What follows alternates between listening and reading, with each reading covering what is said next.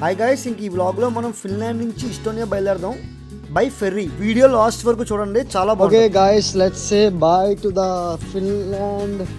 Firstly to the hotel, Senate Hotel. We are going towards to Estonia, Estonia. another country. We are waiting for the cab. మొత్తానికైతే cab వచ్చింది. అయితే India లాగా మనకు autos కానీ లేదా రిక్షాలు, ర్యాపిడోలు అలాంటివి ఏమి ఉండవు.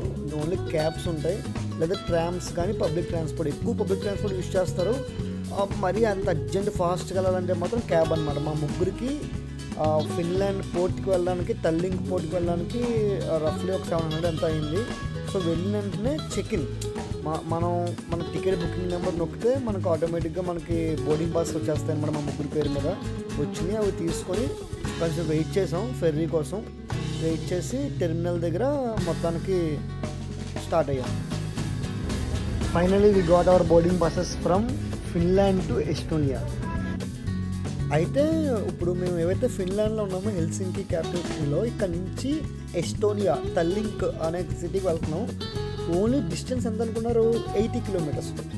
ఈ జస్ట్ 2 అవర్స్ అనమాట. 2 అవర్స్కి మాకు లైక్ 10 యూరో ఎంతో పడింది, 1000 రూపీస్ ఎంతో పడింది ఫెర్రీ. సో మాకు ఇందులో రూమ్ అయితే లేదు. మేము మొత్తం ఫెర్రీలో ఎక్కడైనా సరే మేము అలా ఎక్స్ప్లోర్ చేస్తూ మనం అలా 2 అవర్స్ గడిపేయచ్చు. సో ఫెర్రీ కూడా, ఇది కూడా చాలా పెద్ద ఫెర్రీయే. అంటే మేము లాస్ట్ టైం వచ్చిన స్వీడన్ నుంచి ఫిన్లాండ్ వచ్చినంత పెద్దది కాదు, కానీ ఇది మాత్రం చాలా స్పెషల్గా ఉంది. నెక్స్ట్ థింగ్ ఏంటంటే, మాకు ఇక్కడ మెయిన్ థింగ్ ఈ బాల్టిక్ సీ అండి, ఈ గల్ఫ్ ఆఫ్ ఫిన్లాండ్. అంటే ఐలాండ్స్తో కూడుకున్న ప్రయాణం. ఇది చాలా స్పెషల్గా ఉంటుంది అనమాట.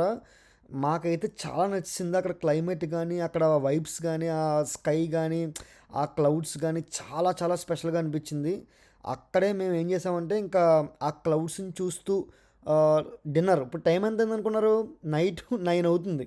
సో ఆ టైంకి డిన్నర్ చేద్దాం కదా అని చెప్పి పై ఫ్లోర్కి వెళ్ళిపోయి డిన్నర్ చేసాం అనమాట. సో డిన్నర్ చేస్తూ పక్క నుంచి ఆ వేరే వేరే షిప్స్ వెళ్తుంటే అసలు చాలా వండర్ఫుల్ ఎక్స్పీరియన్స్ ఇది. ఖచ్చితంగా యూరోప్లో ఈ ట్రావెల్ అనేది ఖచ్చితంగా చెయ్యాలి. సో ఈలోపే మేము ఈస్టోనియా రీచ్ అయిపోయిన తర్వాత అక్కడ బయట నుంచి మళ్ళీ క్యాబ్ బుక్ చేసుకున్నాం. మేము హాస్టల్ బుక్ చేసుకున్నాం. హాస్టల్ టూర్ రేపు చూపిస్తాను మీకు.